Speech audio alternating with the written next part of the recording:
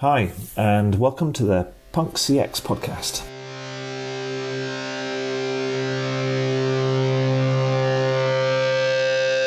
My name is Adrian Swinsko, and I'm an advisor, best-selling author, speaker, and general explorer when it comes to customer and employee experience.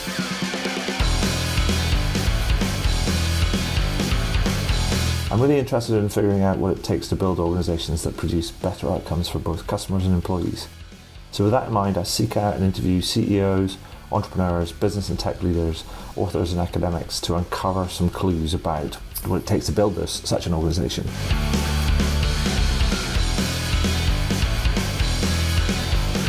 Now, some of you may know the podcast as the Rare Business Podcast, but I decided to rename and rebrand the podcast recently. This is for a number of reasons. First one was to mirror the title of my book Punk CX, which was published in June 2019. 2, because I'm a fan of punk music. And 3, it's just more fun, right? If this is your first time listening to one of these interviews, then hello and welcome. Please do dive into the archives at adrianswinsko.com, as I've now completed over 300 of these interviews in the last few years. If this is not your first time listening, then welcome back and thank you. So welcome to the next edition of the Punk CX podcast. With me today, I have Joyce Kim, who is the Chief Marketing Officer for Genesys. Hey Joyce, how you doing? And welcome to the podcast. Great. Thanks for having me, Adrian. Really glad to be here. Awesome. So Joyce, for people that are not familiar with you or familiar with Genesys, can you tell us a little bit about you, your work, and the sort of the work that you do and sort of like the stuff that Genesys gets involved with, as it were? Yeah, so I'm really excited to talk to you about an area that's really near and dear to my heart as far as customer experience is concerned, and especially at such a unique moment we're all in now. Mm-hmm. I'm currently, as you said, the Chief Marketing Officer of Genesys, which for those who may not know who we are, we're sort of the global leader in cloud customer experience and contact center solutions. I joined Genesys about 7 months ago now. It's definitely been an interesting experience starting a new job during the pandemic. Yeah. But I began my career in software development actually, and sort of fell into product marketing, which then led me to sort of finding my passion in both marketing and the digital arena. And I've been fortunate enough to launch new products and lead marketing for some of the world's largest companies like Google, Microsoft, Skype, as well as sort of disrupt things as part of multiple startups. But I can say that being at Genesys, where I think this time is so critical where we are now for brands to kind of keep connected with their customers, it's been an amazing journey the last 7 months. So that's a little bit about me. Perfect. So now in setting up this podcast, I mean, we discuss a number of different sort of themes, which I want to sort of dig into. But the first one, which has been a recurrent theme of the last few months, was this theme of around empathy. And you said to me when we were talking, you said you believe that this idea of empathy and the need for more empathy in service interactions, or actually the desire for it will move from fuzzy to actionable. And I was a bit like, okay, fuzzy, actionable. Can you explain to me what you mean by that? Yeah, I mean, when people hear we've talked a lot about the word empathy, and it's obviously when you hear that word, you think about the emotion empathy or displaying empathy as an Mm-hmm. emotion, which is something we all like universally agree is needed. But what I meant by fuzzy, it's that if you think about it from a company's perspective, it's been really hard to operationalize that across Sure. the organization. And so most people have thought like, okay, we need to be more empathetic. Therefore, I'm going to train a bunch of agents. Again, training and morale to provide empathetic service is absolutely critical. But I think from Genesys perspective, like we see this notion of what I call empathy in action. And that's like thinking about how technology can enable companies to listen, understand, and really deliver for that customer as an individual and what they need at that moment. And if you've got the right tools and technology to support the workforce, Mm. like, which is where the rubber meets the road. And that's like, there's so many moments that companies can take advantage of to connect with their customers if they just have the right information and can share, the right decision and the right outcome, how you want it versus how the vast majority might want it. So I think there's a big distinction there. And today technology is really, AI driven. A lot of the history and context that can be provided. So I feel like that is the part that will make it actionable, along with some of the agent training and morale boosters. Excellent. I mean, because that kind of sounds very aligned with this idea that which I've talked about for a while now is, and I talked about it in advance of 2020, and I was mentioning before to you the Punk CX book that I did, and it's sort of there's a nod to it in there. I talk about this idea about the need for organizations to develop an empathetic musculature, as it were, Hmm. in order to be able to deliver on those more empathetic experiences, and therefore that requires people to think more holistically from a strategy and a people, process, and technology perspective, all the way kind of like through, to be able to do that, to move, I guess, from what you say, from the fuzzy to the actionable, because otherwise it just becomes a little bit piecemeal.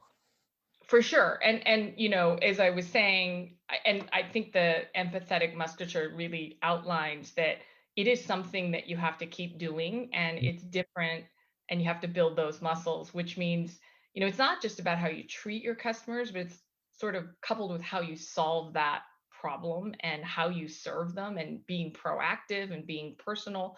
I mean, those are really the major ways that companies are going to build loyalty with their customers. And so I think from a it's just as important to get through knowing that customer as, what does Adrian like? What is his problem today? Does he like to have things solved quickly? Does he want proactive solutions? I mean, these are little things that make such a big difference. Sure. And we also need to be clear that being empathetic does not necessarily mean soft and cuddly and kind of warm and fuzzy and things. It could be like, actually, you're just very short and very direct, because that's kind of what's needed in that time. And actually, empathy can be contextual as well. Exactly. That's exactly right. Awesome. So, I mean, what is it going to take for organizations to deliver that? Because I mean, that feels like a really quite a big thing. I mean, and I'm sure there's probably some organizations that are thinking, I wish this would just go away. This feels like a lot of work. I think companies have to look or start at a place where they drive execution from a customer's perspective instead of sort of what I call inside out.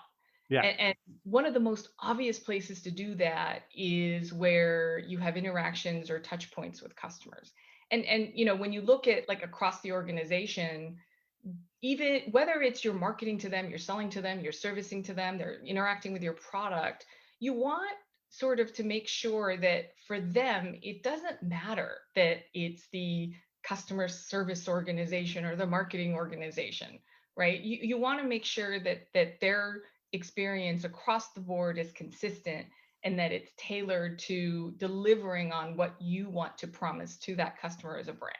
And so when you think about how integrated our technology is or can be Mm. across these functional organizations, I kind of feel like there's no reason why we can't leverage technologies like AI and orchestration to really foster more empathetic experiences. And I think, if I think you would agree, Adrian, that if you see contact center less as sort of an efficiency and a cost center, but Mm. more as sort of a effective and empathetic place where you build customer loyalty and advocacy, Sure. that's where I feel like you can start really delivering on I mean, I think the contact center is the unacknowledged emergency service in commercial life. that. You think about it, it's like when you've got a problem, like if your house is burning down, or you're being kind of you're in an accident, or you got hurt, or whatever, you call the fire service, or you call the Yeah, police, or you call the yeah, ambulance, or whatever, right? And they come out and they help. yeah, But like when you have a problem, and it's a commercial sense, so it's to do with a product or service, you either kind of get in touch with, you try and self-serve, if you can, but otherwise you can reach out for help, whether that's via email or chat or via phone call. And so they are there. They are like the emergency services. And so we absolutely rely on them. Yeah. They can underpin everything. I kind of believe that they underpin and are at the front line of relationships when things get stressed, and they underpin kind of like trust and reliability and all of that sort of good stuff. And I mean, I don't think they get the props that they deserve. Like, Yeah, and it's impossible or nearly impossible to think that a person could deal with, the breadth of scenarios and situations that they get, right? I sure, mean, think about the rep's perspective. It's like I have so many different scenarios. For me to really try and provide that level of service on my own is virtually impossible. So sure, this is where, companies like Genesis is really focusing on how do we equip that rep to have that right, first find the right rep, right? So hmm you get to the place where somebody is best equipped to answer or solve that problem. But then, equip that person with a little bit about you. What have you been doing? Where did you search? Like, what do you, so that I can anticipate what you might want. yeah, So not only can I do it with a smile, but I'm actually helping you and making you feel like, you're like, if you go to your, I don't know, local downtown restaurant and the owner and that person's like, Adrian, great to see you. That's the kind of feeling you want to invoke. And I think empathy in action is how you do that. perfect. I mean, so given we're still under this umbrella of enforced, or many of us are under this umbrella of enforced sort of distance and remoteness, and rightly so, because we're in the midst of a massive health pandemic. Yeah. Um, Now, video has kind of played a massive part of that, and it seems like video is going to really help connect a lot of the people. And given that there are remoteness and distanceness, as it were, is not going to go away anytime soon, at least not this year, it seems, or it's not going to recede particularly quickly. Um, what sort of role do you think kind of like video is going to play in helping deliver that sort of empathetic experience, or deliver that next level experience? I mean, do you think that videos got a big role to play, or is it going to be all relative? Video is an interesting one. Like I think like you were just saying that it's like all the data shows the pandemic, I think, has begin to sort of normalize the use of video. Mm, So people are more used to it than they were before. And when you think about sort of the definition of an omni-channel, obviously it's continuing to evolve. So you could definitely see video as being a channel. I think, though, it's more in the context of what is the right channel for this medium right. and what customer situations, right? So, like, when you think about, how Genesis can orchestrate the right process, there's a difference. Like, I'm not going to use video if you're calling to get help changing your password, but if you have something you need to show and describe, like I had a scenario where I was trying to describe, like, this funny green thing is popping out and it's supposed to not be there, and they were like, explain to me where it is. Like, it would have Sure. been so great to just show them. Yeah, So I absolutely. think, video is going to help build that human connection. And certainly there's different geographies. I think of APAC immediately, hmm highly mobile, very used to video. Younger millennials are more used to video. So there will be, I think, distinct audiences that it's going to be great for. But I kind of think of it as using it for quality and not quantity, right? That's Yeah, not the yeah. and I think it definitely has to be a kind of like a right place at the right place at the right time for the right reason. Exactly, exactly. But having that as a new channel or a new, way to really sort of provide that level of service to customers, I think is coming. Excellent. And I mean, to bring all this to life, Joyce. I mean, because we can talk, esoterically and abstractly about all of this sort of stuff, but I also kind of like to. I know there's a lot of people doing some really good stuff, and hopefully, a lot of them are helped by, your technology. I mean, could you give us a couple of examples of firms that you think are aiming to be more empathetic, and they might be using kind of like video to try and help them achieve this, and so what they're doing and how they've kind of benefited, just kind of sort of like to paint a picture of the art of the possible, as it were. Yeah, I actually, can think of one or a couple for both examples. Like one is, we're working with Ethiopian Airlines, Okay. where they're leveraging our technology, and what they're trying to do is to proactively engage with customers via Hmm. digital chat. So imagine you're searching for something on the website, Mm. and you're clearly clicking and scrolling and going from page to page. The system will sort of surmise what you're doing, and then if you're sort of static for a really long time, we can pop up a chat window that says, hey, are you looking for billing information? Right. So then that starts that conversation, and it starts the engagement with the customer without saying, "Can I help you? What is your account number or your loyalty number?" Like, Right. these are things that we can do today. Another great use case for them was, they often found that when customers were booking flights, they would stop at this one window where it says, "Input your discount code here." Right. And you knew they were going and searching for a discount code. So we have the system that can proactively pop up. Are you looking for this discount code? And literally that increases conversions right off the bat. To me, that's an example of an empathetic experience, because while you're not being nice to a person, you're giving them what they want when they want it, and you're doing it proactively without being asked to do it. And Sure. so that puts a smile on the customer's face. Yeah. Another sort of video example actually is we have one of the largest banks in Indonesia called OCBC.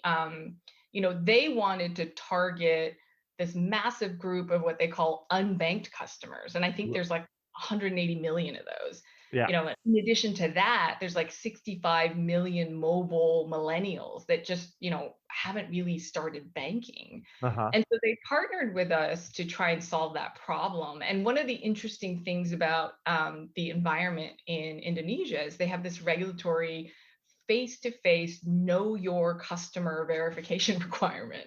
So every single person would have to physically go in, and somebody would have to look you in the face and say, okay, you are Adrian. This is your face. Like, I know you now.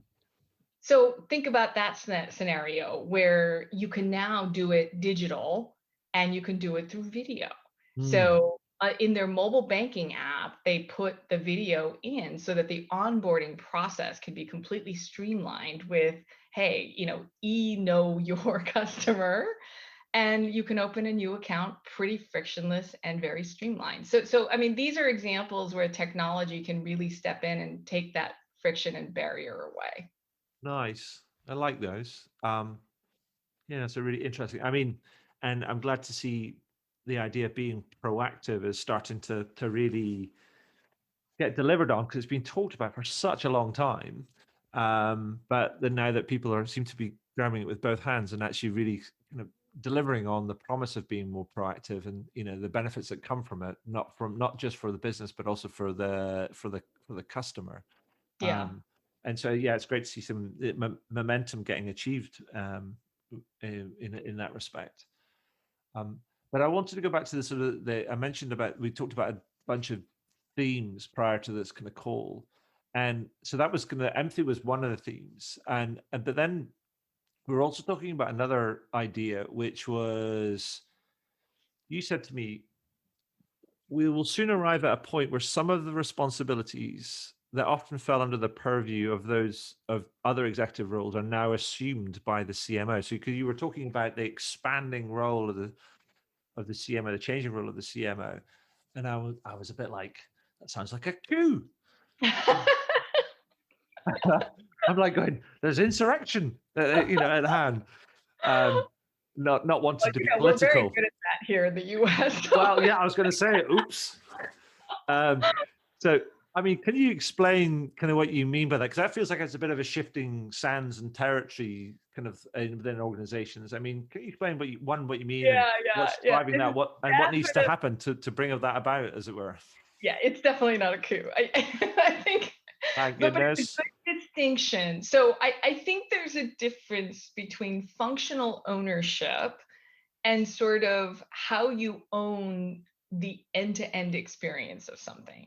Right. And what I meant is, I think it's very common, or it should be for the CMO today, to really drive and own the end-to-end customer journey, especially where digital touchpoints are concerned. And Right. if you think about it today, I mean, today by I guess force or by just default, everything is so digital, and Hmm. it now sort of opened that Pandora's box where I don't know that it's going to decrease. So many times companies today, they're going to have millions of customers that interact with them, buy from them, get service from them that they market to, and it's 100% digital. Yeah. So from that perspective, I think that the CMO needs to be really, really front and center in how we want to design that experience. Now, you still might have IT, customer success, CRO, that they're going to own their, like the CIO is still going to own the development and implementation of the system, and Sure. the CRO is still going to sell and potentially have the success for the customer and support them. But the how what is it like for you to find help? Do you go from the website? Do you go from the product? Do you go from a separate uh, site? Like these are all things that the CMO is highly equipped to really think through and chart the journey. and Right. and you look at maybe 5 6 years ago, you had this chief digital officer role, which I think was the goal to do that. Sure. And some people had a separate chief digital, some people blended it with the CIO, and many times they blended it with the CMO. I've been fortunate enough to serve as both chief marketing and chief digital officer. So when you look at that, you're working with the organization across the board, but the CMO has to have the customer outside in perspective, which I think we're uniquely positioned to do. And I mean, how was that? So I have two questions, I guess, based on that. One is that you mentioned the CMO and then the chief digital officer. I mean, I guess we've also seen the rise of the chief customer officer, and that sort of puts a lot of toes in the dance, as it were. So that I guess there has to be a process of almost like open discussion about kind of like how all this is going to get negotiated, is going to come about, if you know what I mean. Because Yeah. otherwise, it's going to be yeah, there will be a Yeah, coup. I mean, chief customer officers, chief revenue. So I think there's, people who are responsible for driving an outcome with the customer. Right. And so think about them as they typically own the what. Like I am trying to get this much revenue, this much retention, this level of success. Like those are all great things. I Hmm. think in that scenario, CMOs are more of the how. So, how Right. do I enable the chief customer officer to be successful? How do I make sure that I can create the opportunities and the avenues for that chief customer or chief revenue officer to be successful? So, that's how I look at the distinction. Okay. And so going back to kind of like you mentioned it earlier on about the sort of the contact center operations. I mean, can you see that sort of purview extending into kind of contact center, that you start thinking about the how when with reference to the contact center as well? Well, I think, the operations, sort of like when I said the CIO owns the development and implementation of the system. I mean, certainly I don't see the CMO running the operations of it, but I think, from a how do you want to interact with the contact center? Certainly the CMO should be a part of that conversation because Mm. again, people don't, I mean, sure, you're still going to go to the website to typically find a chat button or a, dialer or whatever. So I think or fill out a form for help or, those are the types of things that CMOs can help facilitate and make sure that it's the right avenue for the customer. Okay, because I mean, I remember having a conversation with somebody kind of a while ago, and we were talking about some of that, and we were talking about the idea that CMOs generally, and whether they're chief marketing officers or they're marketing directors, depending on the size of the business, generally have the largest disposable budgets of most departments on a sort of an annual basis. And I was also saying to them, I was saying, like, wouldn't it be great if, rather than actually CMOs overseeing contact center operations, that they almost like supported contact center opposition because they recognize the importance of them in terms of that whole customer journey, and maybe that they have a surfeit of resources relative to contact center operations, but wouldn't it be quite cool if they wanted to foster better relations, if they went and actually funded a couple of projects that would benefit a contact center, as it were, because that might be a great way of fostering that cross function sort of collaboration. And so I just wanted to throw that out there as an idea, and to get you to tell me whether you thought I was mad or not. No, I think you're absolutely right. And when I said the end-to-end customer journey, that's exactly what I meant. If you think Right. about, how do I supply the right data to my contact center based on the sales and marketing interactions that I've had? Mm, Could I better equip the rep to know what I'm interested in, to know what I've reacted to? I mean, absolutely. There's no question that those two things can help each other, mm, because from a marketing standpoint, I would get huge benefit out of knowing, what kind of problems you've had. What did you call in about? sure. What's on your mind? So I absolutely think they're inextricably linked. Cool. The kind of insurrection is in hand. We will kind of like, we won't call it a coup. We'll just call it kind of like creating some ripples. But it sounds like, like people getting maybe slightly spiky elbows. But that's it's great because it feels to me like it's about, it's not a land grab. It just like it's about taking responsibility and saying this is important, and it needs to be seen sholistically. And you're saying that you think the CMO is best positioned to do that, and I would say that sounds completely fair. Yeah, I mean, it's funny because sometimes we'll look at doing something and we're human. We get into this myopic view. Hmm. And many times I'll walk in and I'll say, "Why are we marketing our org chart?" Like this is how Sure. we see going out to market. That's not how customers see it. So No. this is where I think that perspective is highly valuable. Awesome. So, Joyce, is there anything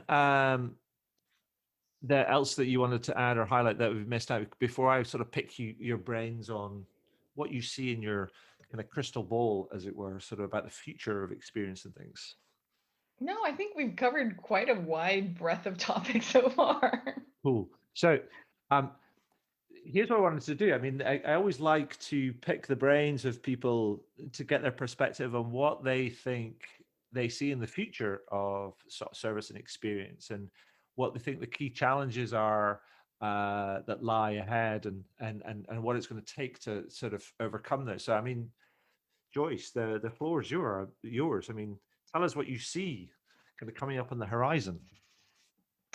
I think there's an amazing amount of data and insights that can be gleaned from sort of the service and contact center that should be seen much more strategically than it is today.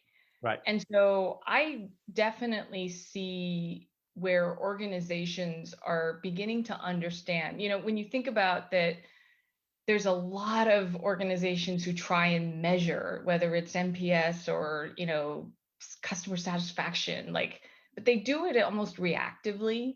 Uh-huh. And I think what they're beginning to learn is that the contact center has a level of granularity to pulse sort of what is going on with Hmm. your company. Hmm. And if we can put that lens with seeing it, like we talked about before, as something that needs to obviously be very, efficient and certainly effective. But if you could really inject that empathy along with that, to me, like that should be the rule and not the exception. um, we can look at the importance of, how, like, it's the orchestration of all of it, right? Hmm. So it's not just more data, but it's sort of having the right data that can be surfaced to better, sell to that customer, better market to that customer, better service that customer. And so I feel like the future will really bring those things together, and it's going to be those that do it quicker, that do it well, and do it proactively, that'll win. Like the connection with customers today is so important because, if anything, the pandemic has shown that, they're not necessarily loyal to the same brands as they were before. And I think, so, yeah, I think the thing is, what's interesting to me. I mean, tell me if you think um, this might be the same, saying the same thing. But it seems to me people are increasingly not. It's not like loyal to brands, but they're loyal to behavior. mhm, What I mean by that is that um, people can decide that whether they either like or not like a brand, but a lot of it's about, and a lot of it's been driven over the last few months by how they've seen that brand behave towards them and also towards others. for sure. And it's much more exaggerated, as sort of the demographics go, right? So the Yeah, younger generation cares a lot more than I think some of us that may not be. So yeah, there's definitely a value system that's been injected into that. And, how you behave outside, how you behave to customers, all of that matters, no question. perfect. So thank you for that, Joyce. I mean, that's really interesting and really helpful. Now, as you say, we've kind of talked about like a broad set of things, and you know, I always like to ask people to sort of boil it down. And to almost as you kind of talk about with empathy about going from fuzzy to actionable is to try and boil it down to kind of like almost a set of best advice to kind of get people to go, oh, here's the first step that you should take. Because so what I ask people is to say that based on all of your experience and what you've seen, if you were to give somebody a piece of advice to say, if you want to improve your service or your experience that you deliver to your customers or to clients, then you should do this. Then what would this be? Well, I would say give Genesis a call. Well, obviously. Pardon the No, plug, ladies and gentlemen. but in all seriousness, like, I think, understanding where you are and where you want to be is a great start. And Yeah. every company has a gap. And, if you sort of think about how you want to take that first step, it's sort of, figuring out what does your landscape look like? Yeah. What are the things that you believe can be done efficiently? What Hmm. are the things that you want to invest in? How do you want to treat, your customers in these scenarios? And that's the trick, because if you don't know, by definition, you're applying the same thing to everybody, and or you're hoping to get it right. And that creates a level of frustration that you just will never get back. It's the saying where you can do a million things right, but you do one thing, and then that customer, you've lost them, Yeah. and it takes so much effort to get them back. So my advice is always to try and, like, think about, get an understanding of where you are, and then you can actually start thinking about how you want to tackle it. Because if you just, a lot of people just start with what I think I want to do, and then you're not really assessing, is this the right thing for me? Sure. I think that's absolutely, you can like spot on. I mean, and I would sort of double down on then understanding where you're at, but from an absolutely honest, gritty reality view on where you're at. So like, don't sugarcoat it because Yeah. you're just going to get led astray. It's like be really honest, very truthful about where you're kind of at, because that's going to be the best time you will invest. Because if you can start standing on steady ground, it might not be comfortable ground, but it might be steady ground. Then at least you know you're better equipped to kind of plot where you want to go from there. Yeah. Perfect. Well, great. That's great advice. So thank you, Joyce. So final thing, before we can wrap up, and like, as I was explaining before we press record on this podcast interview, I was explaining that I published a new book called Punk CX back in 2019, and over the subsequent months, I've been doing this running poll with people on the podcast, been asking them two sort of association questions. So if you're ready to go, I'm going to ask you my two quick-fire questions just to finish off, Joyce. So the first one is, what one or two words would you use to describe a punk approach to customer experience? Yeah, it's a hard one.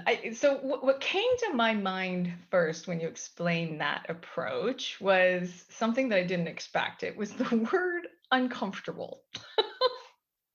I'm loving What I that. mean by that is, I heard a quote once that says, if your dreams don't scare you, they're not big enough. Right. And I think the approach is really important in everything we do. So, for example, from a CX perspective, we get really comfortable because nothing's broke, Yeah. right? It's metrics. I'm getting through X calls a day, or my, reps are doing whatever, efficiency. And I want to challenge people, and I think your book sort of espouses that view that you want to do things to be uncomfortable because that's how you're going to progress. That's how you're going to break the barrier. That's how you're going to get out ahead. And I think from Genesis's perspective, like to us, we've been doing the punk approach because that's what our notion of empathy in action is. Like, we need to be better, not just solve the problem faster. We need to do it with the level of personalization, because we have the data and the technology to do it today. So that's the word that came into my mind. Awesome. I like that. You'd be pleased to hear. I don't think that's on my list. Well, good. I'm glad I was able to add to it. Excellent. And the second question is sort of, what company or brand do you think epitomizes that a more sort of punk CX ethos? Two companies came to mind, and I think immediately the one I thought about was Tesla. If you remember when Tesla first started making electric cars, they had this thing where if you needed service for your car, which one of the key notions was that you didn't have to have service, but sure, if you did, they would come and pick the car up from your house and bring it back to you. Like, I thought, holy cow, who would have thought to do that? Like, sure. that's pretty amazing to even offer that. So that kind of was a punk CX kind of ethos that must be in the blood of someone. Yeah. The second one I thought of was Southwest Airlines. That's a US American company, but I remember going on Southwest, and you almost tune out those little pre-flight safety announcements, and they're the first ones that I think like actually started to joke with it, like when there was like, oh, put on your seatbelt first before putting on someone else's, or if they're acting like children. And I was like, oh my god, that's so cool. Like, they just give their crew the freedom to be fun and humorous instead of just being like a cookie cutter. So Sure. I think that's fun. Yeah, awesome. Yeah, no, they're two great brands. I mean, yeah, great examples. So thank you for that. I mean, yeah, Southwest Airlines are what Herb Kelleher has built there. I mean, a lot of people have tried to copy it, but many have tried and failed, or left in their kind of like wait. But the Teslas, they're just fascinating company. But I think that you're right. That service promise that if it breaks down, then we'll come and pick it up and then fix it and then bring it back to you, sort of thing. Even in the knowledge that it won't break down, or it'll only happen, infrequently or very rarely for some people, means that doesn't mean to say that you shouldn't make that promise. Just make that promise anyway, because it may actually make people feel comfortable. It may Yeah, make I them mean, but think think differently. about what a pain it is to think about getting your car, get the appointment, go drive down there, hope you get a loaner car, or you got to get a ride back. I mean, it is a big, big hassle. Sure. And so to make that kind of thinking available to just yeah, I thought it was brilliant. Now, whether it'll scale or not, obviously, is a big question, but We'll see. yes. So Joyce, that's all I have today. But unless there's anything that you'd like to add to finish off, I'm ready to call it quits and say enough is enough for today. So anything you Yeah, want to no, kind of throw in? thanks so much. Like I said, I think your ethos of punk CX is inspiring, and hopefully whatever that interpretation is to people, I think it's one that will definitely move this industry forward. So thank you. Oh, well, thank you so much. But just want to say, Joyce, thank you once again for sharing your time and your experience and your insight with us. That's been awesome. Wonderful. Thanks, Adrian.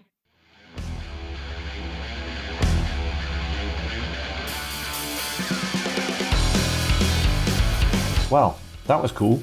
I hope you enjoyed it.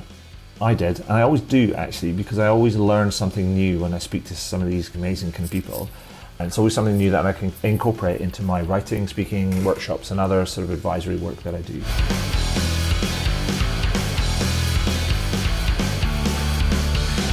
Now, if you're interested in learning about any of that sort of stuff, then you can find out more about how I work with clients over at adrianswinscoe.com. One final thing before I go, please consider heading over to iTunes or Spotify or whichever podcast platform you choose to use, and do leave a review. Every little helps, as they say. Anyway, that's all for now. Thank you for listening, and do tune in again soon. All the very best. Cheers. Bye.